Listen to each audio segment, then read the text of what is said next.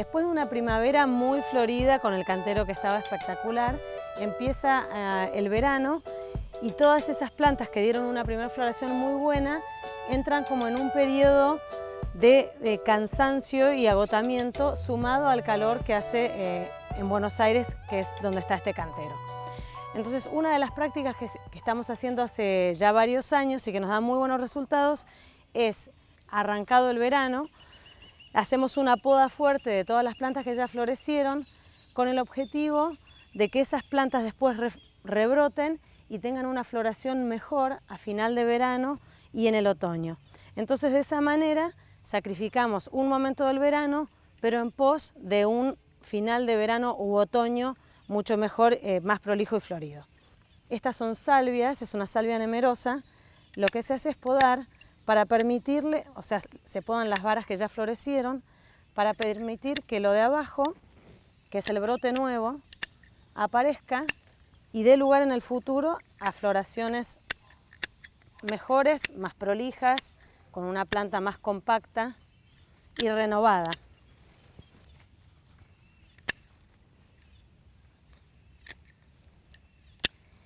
Esta poda también que hacemos como al comienzo de verano o mediados de verano, lo que permite es liberar un poco el cantero, despejar las áreas y entonces aprovechar para hacer un desmalezado. Porque lo que va a pasar también es que en la medida que uno empieza a liberar el lugar y entra más luz en el cantero, germinan más malezas. Entonces esto es como una limpieza de mitad de etapa productiva, digamos, de la planta y del cantero.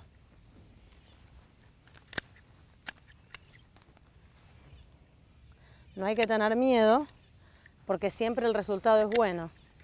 Esta práctica se hace sobre todo en las herbáceas perennes, que son las plantas que viven mucho en el cantero y que van a dar, o sea, las herbáceas perennes que van a dar una segunda floración.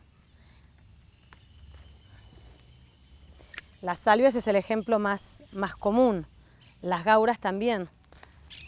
Son plantas que cuando uno las poda vuelven a florecer y el resultado es mucho mejor que si uno no las poda.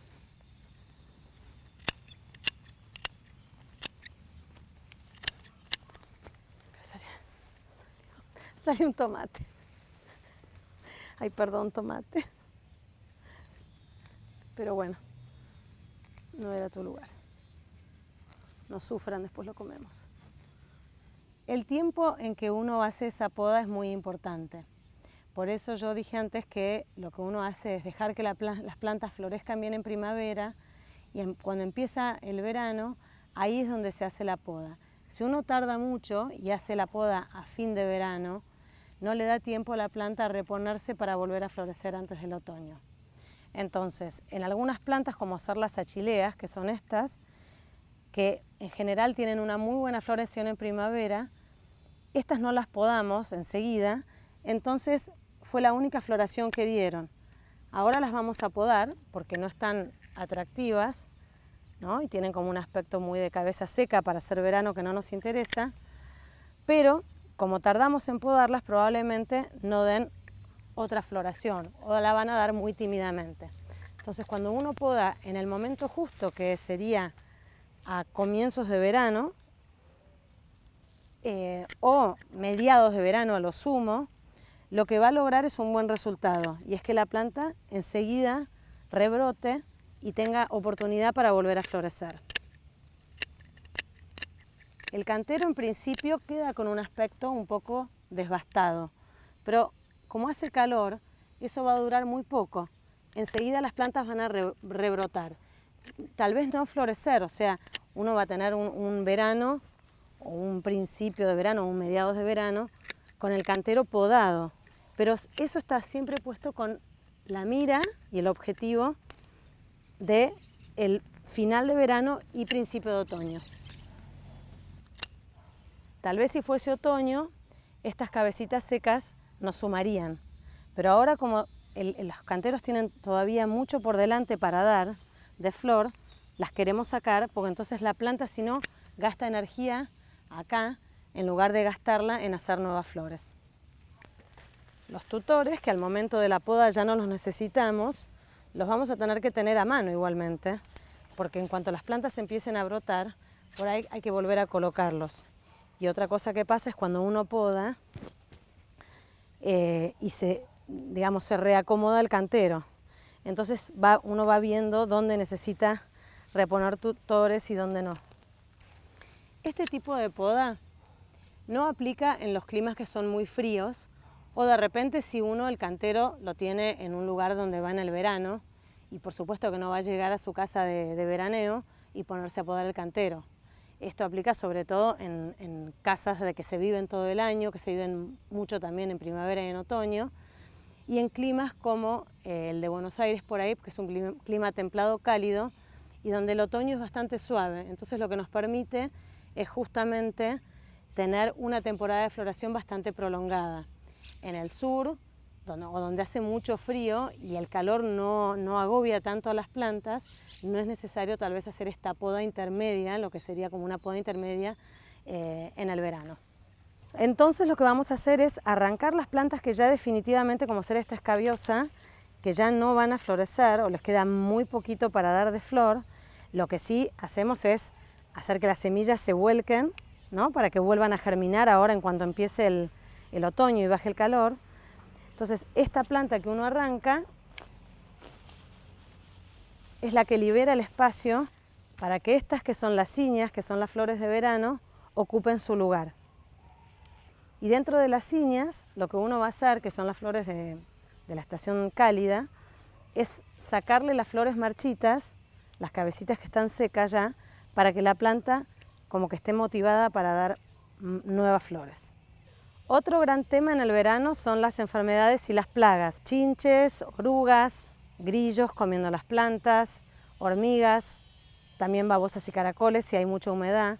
Entonces uno tiene que decidir si va a usar un método orgánico o si va a usar un método químico, pero en definitiva, si uno controla esas plagas y esas enfermedades, va a hacer que el cantero tenga mejor vida durante toda la temporada. También si el verano viene muy húmedo, pueden aparecer algunas enfermedades.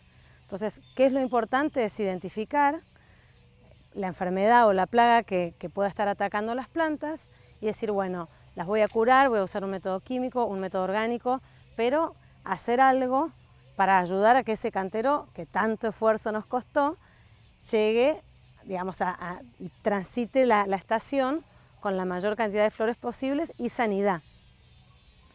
Muchas veces las plagas atacan de noche, entonces a veces uno tiene que salir con la linterna y los caracoles, las babosas, las hormigas atacan de noche, las orugas son silenciosas, así que uno tiene que estar como atento.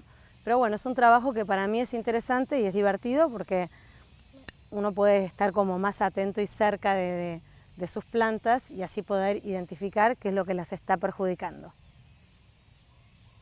Estas son las salvias nemerosas después de la poda de verano.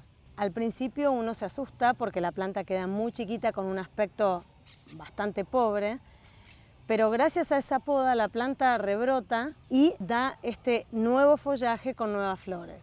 Entonces, esta fue podada antes, por eso ya está brotada.